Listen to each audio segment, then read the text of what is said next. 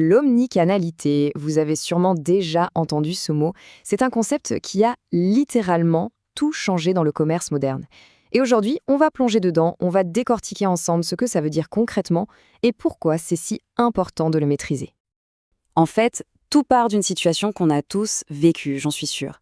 Commander un article en ligne, et hop, 1 heure après, aller le chercher dans la boutique juste à côté. Eh bien, derrière cette simplicité apparente, il y a toute une mécanique complexe et vraiment fascinante. Alors, comment ça marche tout ça? Quel est le secret? Eh bien, la réponse tient en un seul mot, l'omnicanalité.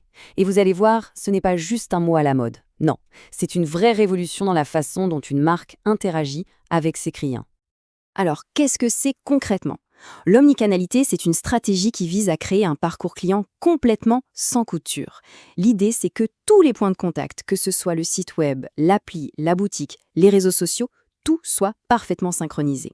Le but ultime, que l'expérience soit la plus fluide, la plus simple possible. J'aime bien cette analogie, celle de l'orchestre. Imaginez, chaque canal, c'est un musicien. Le site web, l'application, le vendeur en magasin. Dans une stratégie omnicanale, ils jouent tous la même partition, en parfaite harmonie. Pas une seule fausse note. Ok, pour que ce soit encore plus clair, il faut absolument comprendre la différence avec ce qu'on faisait avant, le multicanal. D'un côté, le multicanal, vous aviez des canaux qui existaient, oui, mais qui ne se parlaient pas. C'était fragmenté. De l'autre, l'omnicanal, là, tout est interconnecté. L'info circule librement et l'expérience, eh bien, elle devient enfin cohérente et harmonieuse.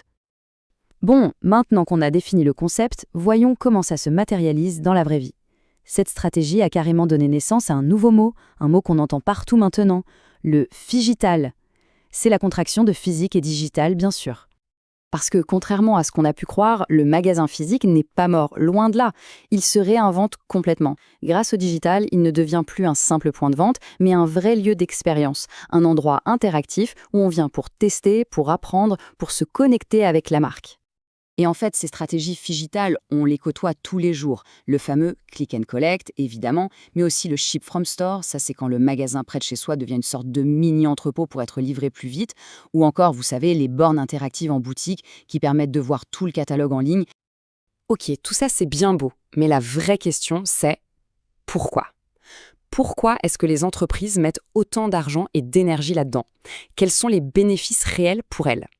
Eh bien, les avantages sont énorme. Premièrement, la fidélisation. C'est simple, un client qui vit une expérience fluide, sans prise de tête, il a toutes les chances de revenir. Deuxièmement, l'augmentation des ventes. Toutes les études le montrent, un client omnicanal dépense plus. Et enfin, et ça c'est vraiment le nerf de la guerre, une meilleure connaissance du client. En croisant toutes les données, la marque obtient une vision à 360 degrés, ce qui lui permet de mieux comprendre et même d'anticiper les besoins. Bon, assez de théorie. Le mieux, c'est de regarder comment les meilleurs font. Voyons quelques exemples de marques qui maîtrisent ça sur le bout des doigts. Alors là, Sephora, c'est vraiment le cas d'école parfait. Leur programme de fidélité, il est totalement unifié. En ligne ou en boutique, les points, les avantages, tout est synchronisé. Et en magasin, les bornes interactives, c'est pas juste pour commander un produit. Non, elles proposent du contenu, des tutos, ça enrichit vraiment la visite. Autre exemple, Darty. Ils ont réussi le pari d'intégrer le digital à leur célèbre contrat de confiance. On peut réserver un produit en ligne, s'assurer qu'il est bien dispo avant de se déplacer. Ça, c'est pour la commodité du digital. Mais une fois en magasin, on a toujours accès à l'expertise irremplaçable des vendeurs sur place. Et puis, il y a Nike. Eux, ils ont carrément poussé le phygital à un autre niveau. Leur magasin House of Innovation, c'est juste incroyable. L'application mobile devient une sorte de télécommande pour toute l'expérience en magasin. On peut, par exemple, personnaliser ses chaussures directement depuis son téléphone et les voir se fabriquer sous ses yeux. C'est de l'expérience pure. Ok, on a vu la définition, les bénéfices, les exemples, mais au final, pourquoi est-ce que c'est si important de comprendre tout ça? Tout simplement parce que ce n'est plus juste un concept marketing, c'est devenu une compétence professionnelle absolument essentielle pour l'avenir. Et cette phrase, elle résume tout. C'est vraiment ça qui fait la différence aujourd'hui sur un CV. D'un côté, le CV classique, de l'autre, celui d'un candidat qui montre qu'il est prêt, qu'il a compris les défis du commerce de demain. Un recruteur, aujourd'hui, il ne cherche plus juste des compétences techniques, il cherche des gens qui ont une vision. Donc, s'il y a une chose à retenir, c'est celle-ci. Maîtriser l'omnicanalité, ce n'est plus un plus, c'est un prérequis. C'est la compétence qui permet de comprendre le commerce d'aujourd'hui, bien sûr, mais surtout de construire celui de demain. Ça montre une vision stratégique qui va bien au-delà de la simple maîtrise d'un outil. Voilà, on a vu comment l'omnicanalité a complètement rebattu les cartes. Et ça nous amène logiquement à une dernière question, une question pour l'avenir.